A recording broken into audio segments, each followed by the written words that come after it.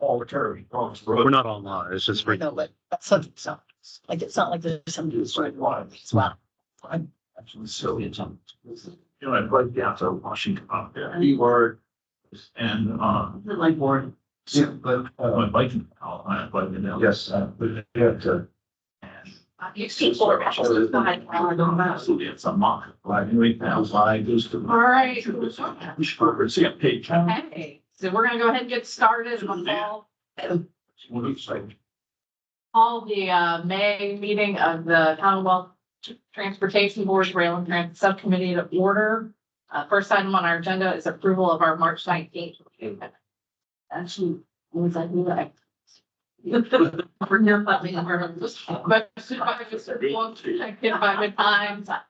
those in favor? All right. In 2024, yeah, I'll do my missing the people.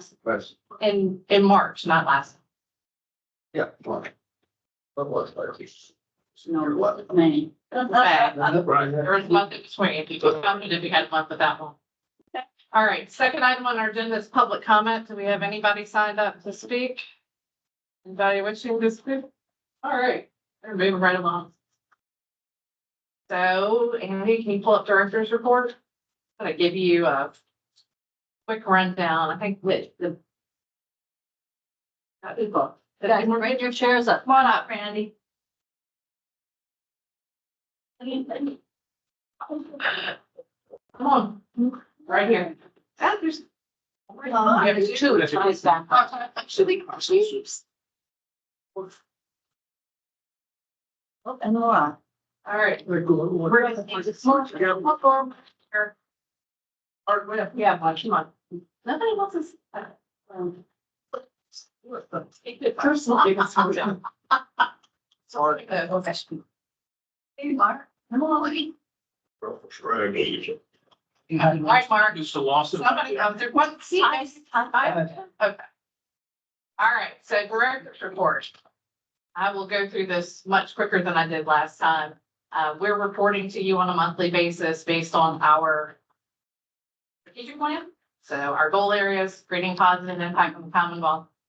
Lots of good news in here, primarily on the riders front. I mean, We've heard.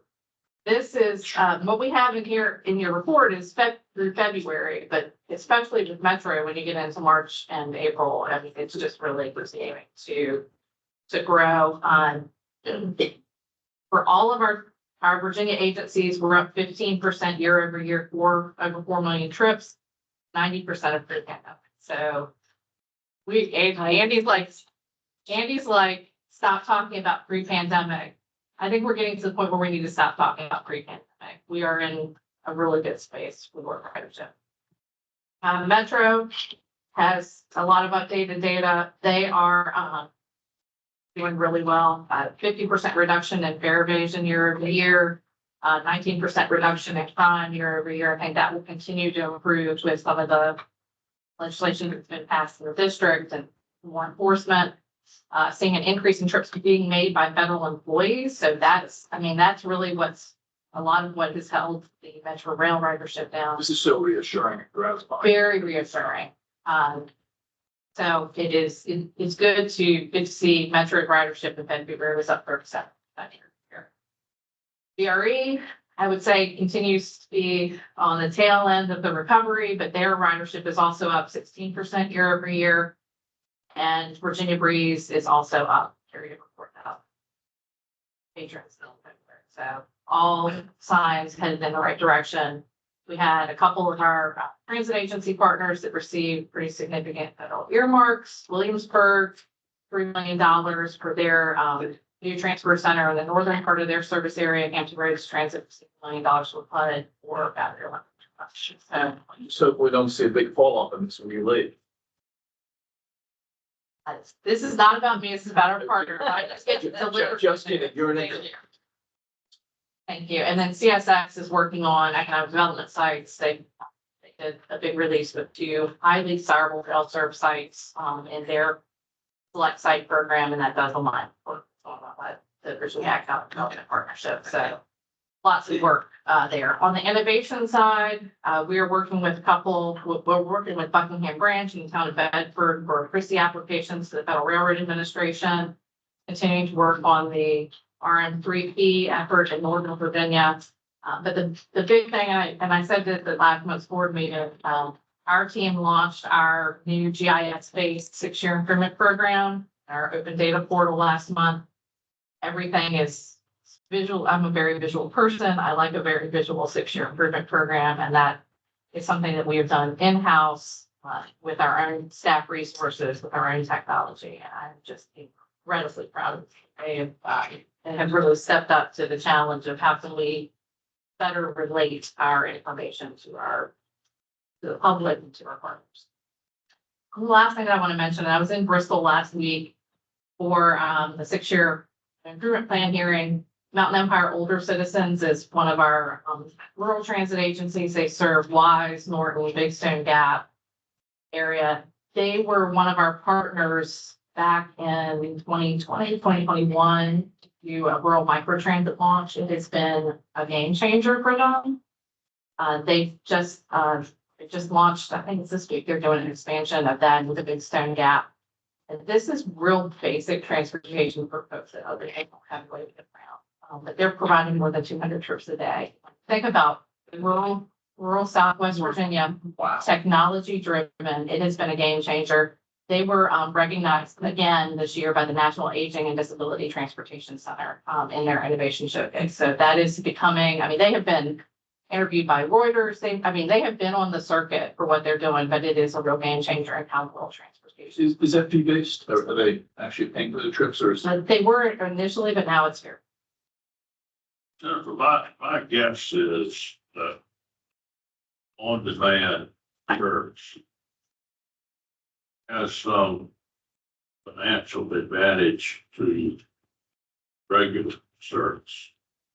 We all hear people who say, well, I just saw a bus go down the street and had 2 people on it, one of those driving it. That's darn expensive. It is. And so Something like this provides the transit service on demand. And you don't, and I know we have a lot of full buses going down the street too. Yeah. But you don't have the problem of something going by with 50 seats and 5 people.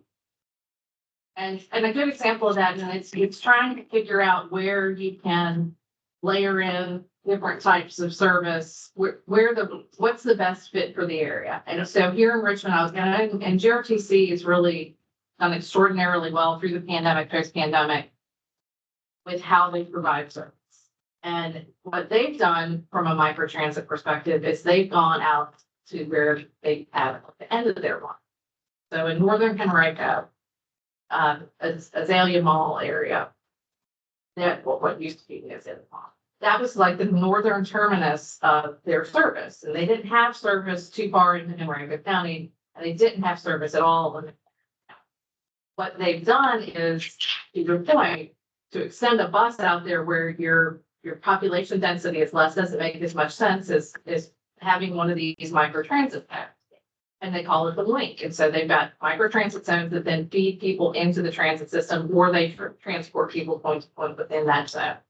And so it's how you layer in the right transportation solution. That's why our strategic planning efforts are so important.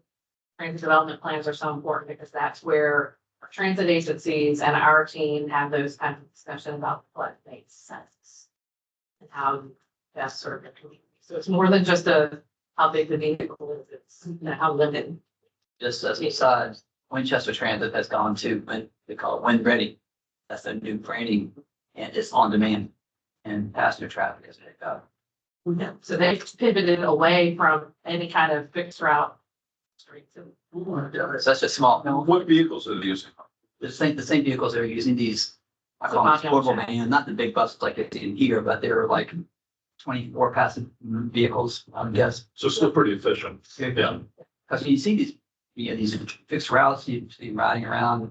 Nobody on. But very odd, but now you see people going down, and my guess is some of these routes are even shorter because of the downtown Manchester, to the mall, the grocery store, I suppose, you gotta go this way to get to the grocery store. Is this app driven?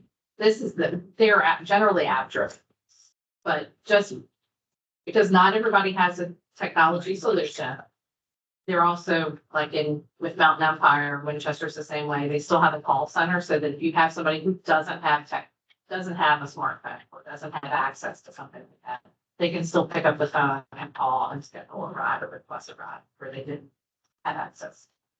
I had a meeting with HR to Lincoln and kind of meet on local transit. And now we're hearing new bus, they're going to go electric, it's gonna be a $2 million bid per bus. And there's 68 passengers, 62 passenger bus. There's nobody on. I mean, these bike trains, to me, is the way to go, or, I mean, it's, the fixed bus routes are not working in Tidewater. I mean, they're working over for Jerry. And then we're working Blacksburg, they ain't working in Tidewater. And they gotta get off of that roads, these buses, because it's just a time and a waste of it. All right. Uber be cheaper. It's layering all this in. You've got Uber, you've got scooters sitting on the curb, you've got these on-demand transit services and heavy object. So I mean, transit ridership doesn't miraculously appear. Transit ridership builds over. And Arlington Transit, which is a pretty successful service, started with these little buses that went into the, and it evolved into one of the, rider routes in the Commonwealth. But it took 1 year. They've been doing it for 30 years or 40 years in Tidewater and roads, they're still ain't working. We've been having conversation offline. So Joe, this is the service that if someone has a 10 o'clock appointment with the doctor, late 29. This is the way they could get there. Right, and it used to be with like for Mountain Empire, it used to be you had to call 24 to 48 hours in advance and schedule that. Now you can call. Or you can schedule it on your apps. Yeah, but if you call the same day, the chances are they're already taking somebody else to some other doctor at 10 o'clock. No, so this is much more like Uber where they group like trips in real time. It's a technology driven solution. So it's not like the old on demand where you had to call 48 hours in advance and they put your appointment in a book and they schedule a day out where that trip is going to go. This is similar technology to Uber where they're able to put in all of the trips that are being requested. And then the technology optimizes how those folks are going to be picked up and delivered to where they need to go in real time. So you have to be willing to go other places than where you want it to go. It's not you by yourself. It's you and 3 people and you might go to the Walmart before you get to the doctor. Right. Well, yeah, So but it's a much better solution. Yes, in what? So is it available in more than just Medicaid and Medicare? They used to be just Medicare and Medicaid. Theirs is broader. So it's my train. All right, so another key element of our strategic plans can meet with partners and stakeholders. Our team's been out and about working, the rail staff's working with VDOT on our rail crossing elimination. They've met with the Federal Railroad Administration to coordinate our projects. And we've also worked with Alexandria GRC. Again, good news on federal discretionary grants for them where they got funding out of FTA's Transit Organic Development Planning Program. And for GRTC, they're working on an actual that will help support what will be an extension of the pulse. So to do some early planning for that. Go to the next one. Last goal area for us, and I think this one's the one that has been at times the most rewarding and the most challenging, is to cultivate a sustainable, well-managed organization. We have had an incredible amount of turnover. I'm learning that is just the way of the world these days, and not anything but the way the workforce is. But we brought in 4 new staff over the last month. We hired a new assistant controller. We rehired a new statewide trades planning manager who left us about 1.5 years ago with VDOT. We brought it back. So we do keep a tally of how much we swap back and forth between those 2 agencies. We also have a new Virginia management fellow, Jonathan Arnold, who started with us at the end of last month. And we hired a new grants financial manager, Terry Brown, who also joined us at the end of last month.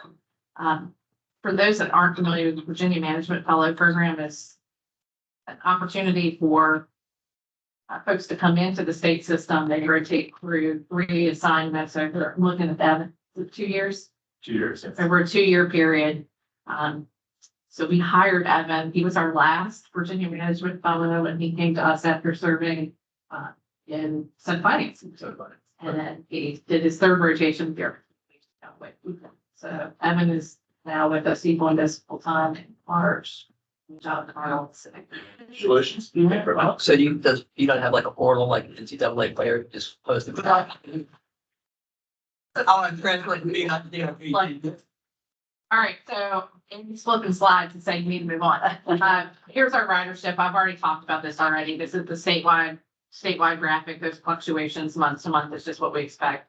This is a slide that I really like because this shows our trajectory going back to 2021 to now. And so you'll see that slow, steady incline for our Virginia agencies outside of WMATA and VRE, and you see WMATA and VRE. And I think that does graphic really show that we're heading in the right direction. On the year to year, is that through April? This is through February. There's a lag. Is it a fiscal year that you're counting? This 5?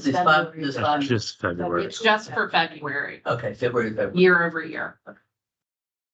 The WMATA chart looks great there. Yeah. All right, and then Virginia Breeze, that ridership, like I said already, 20% higher than it was February of last year. So that service continues to go gangbusters. And then finally, Amtrak Virginia, we continue to set ridership records each month, which is a good place to be. There's a note on here. It was a leap year in February, so we got extra days.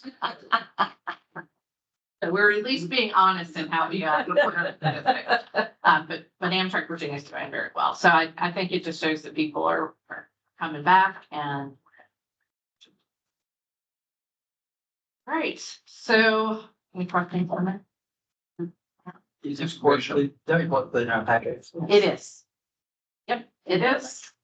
And that is the Evan, Grace Angus, who's not here, Taylor Holden, they put that together every month, so you'll continue to see that. Don't see that. The final item on our agenda today is I-66 commuter choice.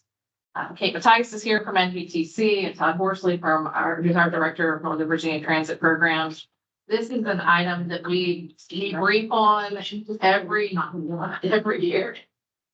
Every year, this is a partnership that the Commonwealth has had with NVTC going back to 2016. Yeah. And anyway, so we wanted to make sure that we gave Kate and Todd an opportunity to brief you on where we are with this year's round of selections in advance, being added to the DRPT 6-year improvement program next week. So then, Todd, you're queuing things up and handing it over to me, all right? All right, so good morning. I am Todd Horsley, and I'm the DRP's Director of Virginia Transit Programs. I'm obviously here with Kate Mattias, Executive Director of NVTC. We're here to provide a brief overview of the I-66 Commuter Choice Program and the draft fiscal year F6 program projects that the CTB will be requested to consider and include in June as part of DRPT's 6-year by 2030. I-66 Commuter Choice Program is a competitive grant program that reinvests toll revenues from the I-66 inside the Beltway Express lanes and multimodal improvements that assist with the attainment of the Transform 66 program improvement goals, which Kate will talk more about. For reference, I-66 inside the Beltway Express lanes begin at the Capitol Beltway, outward and Capitol Beltway in Fairfax County, extend to Rossland and Washington, right at the shores at the top. So, Todd, if I can just add one little piece of context. The Common Map controls that section. There's no concession on that section. From 495. From 495 to us. Enough. So there's a 2016 memorandum of agreement between the CTB, VDOT, DRPT, and the VDC that defines the Transform 66 program improvement goals, and it delegates to NVTC the authority to select and administer the implementation of the multimodal projects to be funded with toll revenues. Those projects are sometimes called components in the MOA, and they must help to attain the improvement goals and benefit the express. And while the MOA delegates the selection of projects to MBTC, it does require the CTB to allocate funding for the projects, which it does in DRPT's system. So this slide here is really defines the general roles and responsibilities of each party to the MOA. And I'll briefly describe the roles of the 3 Commonwealth signatories, and Kate will take over and talk the rest of the presentation. So I'll start with VDOT because like the science said, unlike other express lanes facilities in Northern Virginia that are operated by private partners, VDOT actually designed, constructed, they now operate and maintain the I-66 inside the Beltway tolling facility, and they collect the tolls. So the MOA specifies an amount of funding to be provided each year to MBTC for the commuter choice program, and then VDOT transfers those funds to the RPT. The RPT has 2 primary responsibilities. And while we do facilitate the transfer of funding to MBTC for the I-66 commuter choice program, the RPT is also responsible for making the formal recommendation to the CTB for the approval of the selected projects with the allocation of funding in our SIP. So to develop our recommendation, DRPT staff works closely with MBTC staff throughout the development of the biannual I-66 commuter choice program of projects. We meet at regular intervals throughout the year to discuss the projects under consideration for funding and to ensure that they meet the requirements of the MOA. And then we also facilitate a review of the recommended program projects by the Office of Attorney General. So the OAG provides comments on each project related to their compliance with Virginia code, and then any other federal or state laws and regulations related to the use of toll revenues. Just a question. Just out of curiosity, why is DRPT transferring the money versus VDOT on the highway tolls? I'm going to look at Jen, maybe here. It's in the MOA that Yeah, it just passes through DRPT, and because we have the oversight of the project selection process, it passes through us, but it goes on to NBTC. We don't keep anything. Session. VDOT's running the session. So there's 2 components now in 66. You got the inside where they're maintaining it, VDOT, and then outside the Beltway, which is a concessionaire that's also providing money to DRPT, a portion of which goes to NBTC, but the majority of which stays with DRPT. So there's some nuances with the money. Not all of it goes to NBTC. And so that's why the financial transaction It's kind of a waterfall. I was gonna mention that. I think it's in sort of understand how this fits within the bigger context, but in the development of these MOAs, part of it is we do have an existing I don't know how long DRPT is around, many decade relationship with DRPT in the terms of administering of 30. So there's the role and the relationship, at that time, the CTB and the administration set up that DRPT be the ones that are providing those funds over. So DRPT documents our analysis, our conversations with MBTC. We include the OAG review, and then we include a program of projects for consideration and approval by the CTB in our final 6-year improvement program. The CTB, they consider the recommended projects and approves them by allocating funding in DRPT's SIP. The CTB also receives an annual report from MBTC that documents the performance and benefits generated by previously funded projects. At this point, I'm going to trade places with Kate, and she's going to give you the rest of the presentation. Well, thanks, Todd. Indeed, we have a really strong relationship with DRPT and the staff throughout the process. And so this 66 program, as Director Rule mentioned, is about 5-6 years old already. And so part of this is when the administration decided to convert 66 inside the Beltway, which had been HOV restricted 100% in the morning and outbound. So when the administration decided to change that over to be a tolled facility, there was an agreement put in place. And the primary role of those revenues is to maintain the maintenance, safety, and other things of that facility. So part of this is there are the revenues that are collected on that facility. VDOT is managing, administering that. Within then the agreement that the administration made with NBTC and DRPT was that a portion of those tolls, after all those other things were covered and paid for, and those are always 100% covered and paid for, there would be funding available to provide options in the way of, and I'll talk about some of these projects, transportation options to provide people the opportunity to not pay those tolls. How can you move through those corridors without paying those tolls? So the agreement itself, the MOA, we have it up on our website, specifically says the eligibility of projects, who can apply, which is basically local governments, transit systems that are serving in the area, and the types of projects. If we just hop to the next slide, gets into a little bit. There actually is a Virginia Supreme Court decision that says the toll revenues must be used to reinvest in the corridor. So the projects that can be funded in this corridor must be those projects that are, again, serving in that corridor. So we're talking 66 and parallel. And so that, again, is all in that MOA. Included in that MOA is the projects that get scored and get evaluated and have really the highest score are ones that can move the most people. And so all of our scoring and our technical analysis is really about moving people through the corridor with the projects that are submitted. So up on here, just highlighting some of the key things, and we do a data-driven approach in the application. We're looking for how many people are those projects moving? What are the different options? Are you making sure that folks aren't diverting onto parallel roads? That was something that was very concerned when that facility went tolled. Are you ensuring safety and reliability, et cetera? So our technical evaluation criteria for this program focus around those types of projects. So that's pretty much when we talk about the eligible projects. You can see on the map there, and again, these are all spelled out in the MOA. The projects have to be benefiting the I-66 corridor, but what we found is that actually there's a lot of transportation and bus services and what have you that are actually bringing folks from some of these outer suburbs all the way into DC.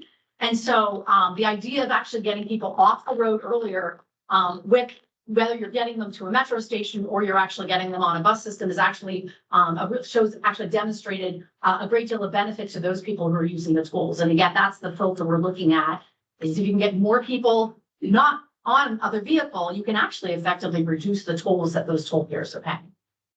So if we hop to the next slide. So that last slide was universe of all the jurisdictions that are part of NBTC. No, actually, so just the green. And so the blue district there is Potomac and Rappahannock Transportation Commission. So that's our commission to the south. But it was deemed within those that they would be eligible applicants because of their service area. They actually, so 66, it pretty much goes almost directly sort of east-west, splitting the very top of the blue over there. So we do actually have a number of services that are coming from Haymarket and Gainesville, which is in western Prince William County. And they actually score very well. And I'll talk about that in a little bit.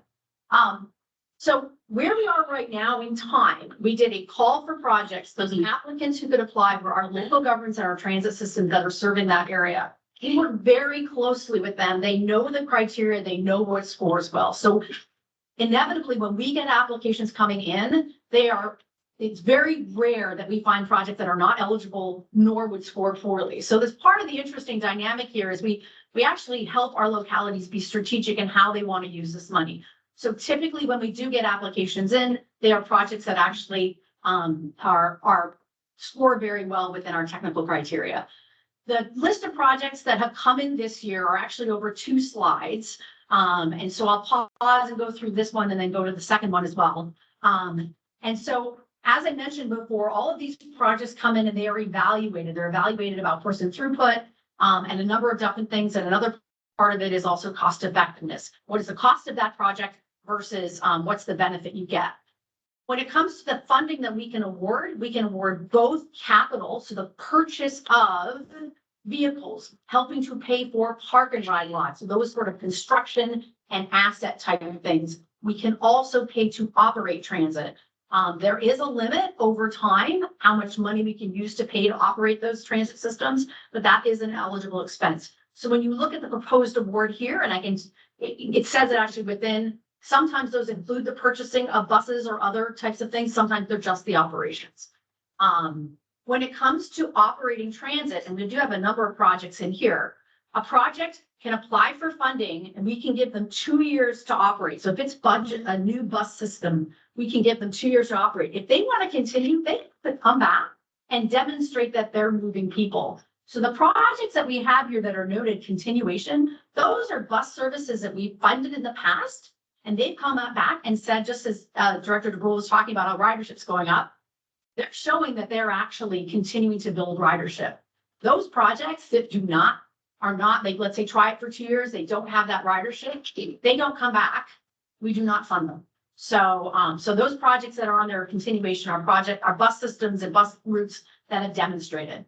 So just really quickly going through here, Arlington County, and I know Ms. Hines was mentioning the ARC bus system, is that we have, they put in some funding for, to actually increase the frequencies on one of their local bus services.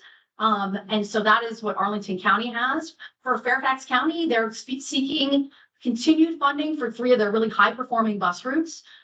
They're also looking at, this is something that might be a little bit unique to the Washington DC area.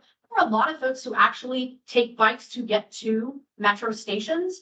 Fairfax County has had a very successful bike share program. And so they're seeking some additional funding. These are to set up bike stations that can allow people to bike over to metro stations. And so they've included that. The last one there for Fairfax County, we do have an asterisk there, and I was just, this is something when we started our public comment period, was a project that might have been considered under our program. It sounds like DRPT is actually able to use some outside the Beltway funding for that one. So that last one, the Fairfax Connector Route 610, is actually going to be removed from our program because it may get funded elsewhere. For Loudoun County, again, they have 2 routes that are doing very well. And one of them is getting folks all the way, well, actually, both of them are getting folks all the way down to Washington, DC. And again, when you can get people in buses further out, you're actually clearing out the whole corridor for other people. So again, those are 2 high performing bus routes that we're recommending for continued funding. The last 3, and it actually then goes over to the other, the next page, is OmniRide. And OmniRide is the bus service that's operated by PRTC, the Potomac and Rappahannock Transportation Commission. So again, they've got in there included is a continuation of their Gainesville to the Pentagon service, which is very popular. With the final construction of the express lanes on 66 outside the Beltway, these transit and carpools are able to really move very quickly. The benefit for folks on 66, and I'd say the same thing for 95, because of those express lanes, the benefit to transit users is really phenomenal because they actually are able to go very quickly and avoid all that traffic. So that's another bus system that's been very popular. So it's single point to point. So you pick up one location and you drop off one location. Pretty much. There are some instances, I mean, they are effectively, you're going from a park and ride. Typically, you might go to Pentagon to the downtown, so you might have 1 or 2 stops in the inner core. But that one in particular is going from Gainesville all the way to the Pentagon. And for those who know much about the Washington, DC, especially Northern Virginia, Pentagon is a huge transportation hub. Just any one day, it's probably every hour, there's hundreds of buses that are going through there. So it's a fantastic spot. Even if you don't work at the Pentagon, you can get there and you can immediately get on Metro or get on local buses to get around there. 2 different metro lines. Yes, And west side of the absolutely, absolutely. Yes. Question on, so Fairfax projects total about $9 million. Loudoun County is less than $1 million. Is that just application deficiency on the part of Loudoun County? Well, it's a really interesting, and I'm actually going to talk about, so. I was searching for a word. Yeah, see, all of our transit systems, and actually this is a requirement that DRPT has, all of our transit systems do these strategic plans. And Loudoun County is currently in the process of really talking about imagining what their bus systems are looking like right now. And so indeed, Loudoun County, I know in particular, are very much focused on what their future is. They actually have a transit summit with their board of supervisors later this month. The Silver Line opening has changed the dynamics and the way people are moving in the county. And so we would always love to see more applications. We do our best to gin up, but I'm going to talk a little bit about what we want to look at in the future, because I think that understanding how people are moving through the 66 corridor is something we actually want to understand a little bit better. So hold that thought, because I'm going to go back to it in a minute. It's more than social advertising. We do have a new bus route that OmniRide is proposing, which is from Haymarket to Roslyn. Again, taking advantage of a lot of the parking rides and that were made possible for the outside the Beltway concessionary agreement really provides a wonderful opportunity. Again, the last one that's on there is actually a really exciting opportunity, but something that actually was in the budget language that just passed yesterday, is allowing PRTC to run services beyond their typical geography. Alas, it sounds like this one might be paid for by DRPT, so we'll fall off our list. But the ability to bring in people from further outside, there's a lot of people from Warrenton, Culpeper, from Front Royal, and other places west that are still coming into the DC area for their jobs, even if it happens to be 2 or 3 days a week. And so this is something that service that I know PRTC is interested in exploring. They've done some traffic analysis. There seems that there's a need. And so that I think will be an interesting service, whether commuter choice funded or not, an interesting service to watch moving forward. So just pop into the next slide. Likewise, this Front Loyal, Linden, and Gainesville, the downtown DC, is something that we would not be considering under the commuter choice anymore. But again, another service to watch. Finally, the next sets we have, Prince William County is specifically looking at some opportunities to provide reduced fares, so sort of incentives for folks to be taking bus routes on the I-66. So this is something we've actually seen a great deal of success. It's really easy to measure when we do a fare buy down opportunity because you actually know how many people are using that fare. This is a very data-driven activity, including we do get reports afterwards on how these projects are performing. And that's something in the transit demand management space that we've been very focused on. What are the things that we can measure that we actually know are being used and successful? And so fare buy downs are definitely one of those areas. Likewise for VRE, they have an agreement, the arrangement in Amtrak. There are certain Amtrak buses, trains that go along and can supplement for VRE riders. Being able to take your VRE ticket and allow you to hop on an Amtrak is a wonderful flexibility. It's really nice to have that, but it does cost VRE some money. And again, the VRE Manassas line runs parallel to 66. So this becomes, in many ways, a relatively low-cost way to provide more options for folks on that Manassas line. Yes. Could you comment on the frequency? These just run like in the morning and the afternoon, or they go throughout the day? VRE. Oh, the Amtrak services. The Omni rides and things like that, just. Oh, so one of the things that we do have is most of these commuter services are peak, are AM and PM peak. The other dynamic that's at play with the use of the funding. So commuter choice, as I mentioned, the state Supreme Court said, eligibility to use these funds is supporting the tolled facility. Tolled facility is only tolled for so many hours in the morning going inbound and tolled going outbound. So we actually are very limited when our projects and how we can fund to have them legal need to be supporting the times at which that facility is being tolled. Because some of the projects you listed are outside the toll area. Well, and in fact, they actually are, they have a demonstrated benefit to those inside the toll revenue. So we can get people on, for example, to Vienna Metro. They're getting on a metro station that will bring them through that corridor. For example, most of them, I believe, here are actually do include going to downtown, to the Pentagon, etc. But we do also have a little bit of funding that we have from DRPT from outside the Beltway. So there's a little bit greater flexibility. So maybe And Omniride will run like starting at 4 in the morning, most of them. That Yeah. Haymarket one goes from 4. Probably the last bus going into the Pentagon, the city will leave that area about 8. That's Usually it, and then they'll start going back out at about 12 o'clock, 12:30. I know going south, the earliest bus going to Prince William on 95 is 12:30. So, once those lanes switch over, the buses are heading south. Yeah. So you can get out and get on the lanes pretty as early as you get in and as early as they go south. So. Yeah. And so we do have, we're focused here on the 66 corridor. We'll be back a year from now on 395, 95, because we do a 2-year program alternating each year. 395 has actually greater flexibilities in how we use the funds, specifically because it's a tolled facility 24 hours.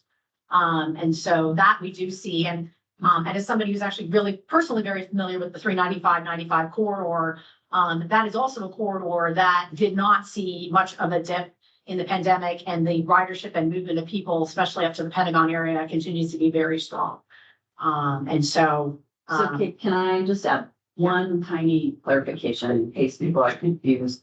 The inside the Beltway portion of 66 is tolled only in one direction, only in the peak periods. So it's tolled on the way in the morning for 3.5 hours or so. It's tolled on the way out in the afternoon. But the rest of the time inside the Beltway, people don't pay a toll. So it's very different from when we have, Outside. yeah, when we have and I think it actually confuses people about 66 outside. But going back to the theory, I think that Aubrey Lane kind of put it on the table, which was all of these recent ones, you have a choice. You have a choice to be in the tolled lane or not. On 66 inside the Beltway, there isn't that same choice. And that's why it's not tolled 20. Other than HOV, but there's not another set of lanes if you're a single person in your car. So yeah, you do. That's exactly right. And that's why we pay attention to Langston Boulevard, Route Highway, Route 50, so that all of those roads can be considered as alternate routes to 66. Sorry, but. No, this is It- great. You know, It is. that little nit about inside the Beltway just. Yeah. It's old history now. It is, but. But it really started because there was no alternative. That was why this conversation started between the Commonwealth and NBTC to invest in services that provide an alternative to having to pay the toll. Yes. And because we started that with 66 inside the Beltway and we saw success, it led to a similar arrangement in the 395, 95 corridor that didn't happen with the 95 hot lanes. It happened when 395s came on board, even though it extends that whole corridor. But this was really the program that started it was the proof of concept Yes. that led to the other corridors, but it is also the most complex to manage eligibility because of what Ms. Hines said, that you've got this 3-hour window in the morning or a 3-hour window in the afternoon. And we're talking about funding things that hit those windows, and they might run the same route during the middle of the day, but it can't be funded with this program. So it is from an administrative perspective, it's a harder program to manage, and Kate and her staff who do manage the program day to day get a lot of credit. They really hold their partners' feet to the fire to deliver on these projects, to provide the data. If it's performing, then great. If it's not performing, then it's a hard conversation and it goes away. Is that 66 inside the Beltway still HOV in the morning? Or Yes. is it now? It can be, yeah, if you're HOV 3 HOV or 3. 3. Yep. Yep, Or toll, so now you can go as a single, if you're single. If you're. Then you pay Yes, the and toll. that's where the source of revenues come But that from. was a change from a couple years ago. Used to be HOV only. Exactly. That was the mid In 2015. 15. Yeah, in 2015. Yeah, 17 was, I think, our first year when, Yeah, I think I was on the chair of the county board. so we did it Airport too. traffic, I enjoy it. Are you seeing a lot of people pay the toll, like on 95, just anecdotally, I do see a lot of people in single occupancy vehicles. Are we seeing a lot of? so what people? we're seeing, so I'll definitely defer to VDOT No. on that, but I do know that the revenues are covering, we haven't talked about this waterfall, so VDOT is covering all that they need, and they're like both the maintenance, the enforcement, they have a toll revolving fund, they actually had, done construction, I think they were able to get some of those funds from other places to do some widening, and we have been able to get our minimum guaranteed payment. So the MOA that we go back, there literally is a chart that says it is FY 25, NBTC should get this much amount. And I will tell you, in the sort of the year of probably the height of the pandemic, we didn't. And it came back later, and we were able to Came get back, remember a couple months ago, Yeah. our farmer presented to the board where there was a gap of a couple of years where one year where we didn't make any payment, and then another year where there was a partial payment. And we've now gone back and made an adjustment through DRPT and the 66 outside the Beltway funding to make them whole per the agreement, so that did not continue to carry forward well beyond anybody's memory. So And the several times you've referred to the 66 outside the Beltway payment for DRPT. And again, just for those of you who are going to be here for longer, when that deal was done with the concessionaire, there was $800 million for transit that was built into the concessionaire's bid.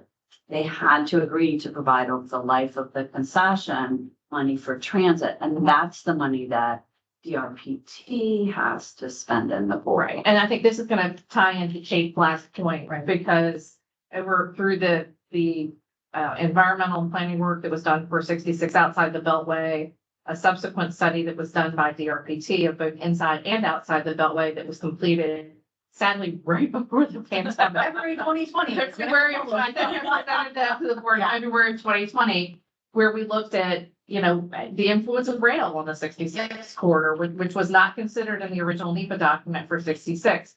And looked at, how the investments in transit in this corridor, and that does include investing in VRE, can manage the capacity needs in the 66 corridor well out into the future. Now, then the pandemic happened, so now we're kind of like, okay, let's reset the table a little bit. Yeah, absolutely. And actually, so if we just skip 2 slides, I'll go back to the VRE, because there's a good VRE, capital, thing. We'll come back to this in a sec, but just going here, And I Director, just we're talking about. we have 4 meetings for 15 minutes. Yep, and I only have 2 slides. Okay, perfect. So indeed, as Director Rule was saying, is that when we started this program in 2017, there was a whole bunch of studies about how people were moving through the corridor. They became an incredible basis for what were the types of projects that would come and be eligible. Things have fundamentally changed. I think, as Mr. Hasper said, understanding Loudoun County, for example. So we actually, as a part of this, our program of projects, is identifying some funding to help and work with DRPT to do a study of how actually are people now moving through the corridor. We demonstrated to see the 395 corridor is almost back to the similar type of behaviors pre-pandemic. There are things that are different, and that's me being anecdotal. So we need to do some analysis to say what's happening. And so when we talk about these toll revenues, what are the types of projects? What are the types of things that make sense in the way that these folks are moving through the corridor? Maybe it isn't the Loudoun County long haul services anymore. Maybe it's something different. And so I think that I'm really happy to be able to partner with DRBT on this, is to really dive in and understand how folks are moving so that we can look to our next program of projects having a more holistic analysis. All the projects that come to us, all of our localities, they're doing analysis of how they fit within their own programs. Absolutely. I mean, there's a lot of work that's being done by the localities. This is a way to be looking at a little bit more holistically within the region. How are people moving through I-66? So this is a needs assessment that we hope, again, with this program of projects moving forward, that we'd be able to sort of launch off a little bit later this year. And just one last thing, if you just go back 1 slide back, one of the things that we do have the benefit, we talked about rail. VRE is a commuter rail, serves both the 66 and the 395 corridor. So we actually have the opportunity to use both corridors to help do some improvements. And so in particular, at Crystal City Station, they are doing a new platform, a lot of actually really exciting things related to the Transform Rail in Virginia. Because we have some revenues available on 66, we're actually able to move what we would have been funding under the 395 program, move that up 2 years and get that funded through the 66 program. So this $8 million, we had already approved future money. So we're actually able to shift some things over, free that 395 money up in the future, so that we can actually help VRE complete this project sooner. So I just wanted to put that here. It's a programming shift. We did reevaluate it, but To be very clear, it's fully funded. it was already fully funded. This is just, we changed the shape of money. I got lots of questions. Yeah, no, absolutely. So this, the nice thing about it, we've now freed up some money on 395 for the next round. So again, I know we're tight on time. I'm happy to answer your questions. Now we're offline. We do have a little bit of, so where we are right now, these projects are out for public comment.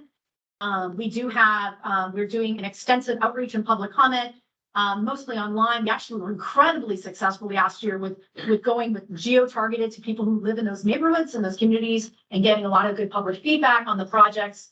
And then this rolls into DRBT's budget that will be considered next month. So what you will see next month is when you get an update on any changes in our 6-year program and budget.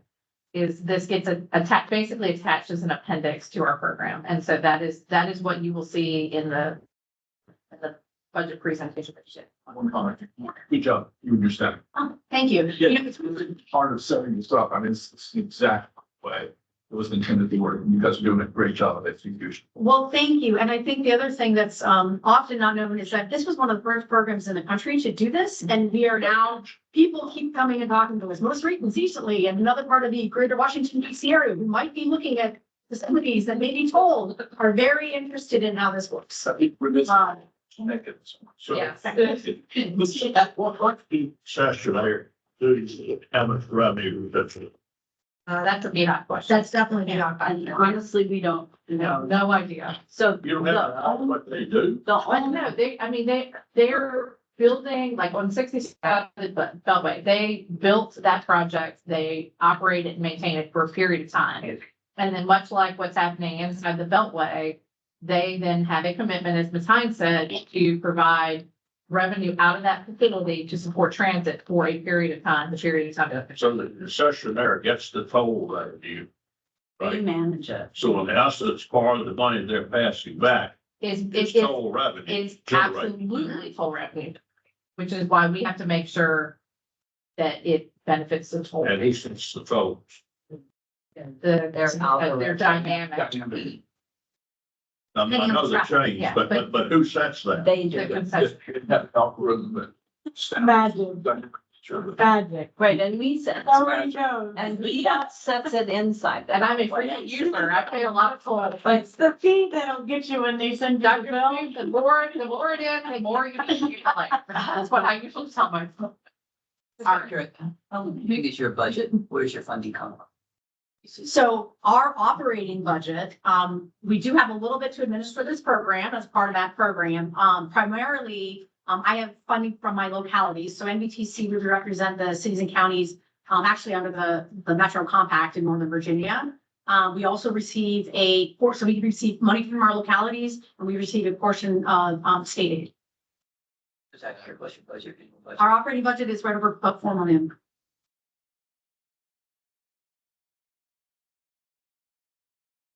That more wraps us up.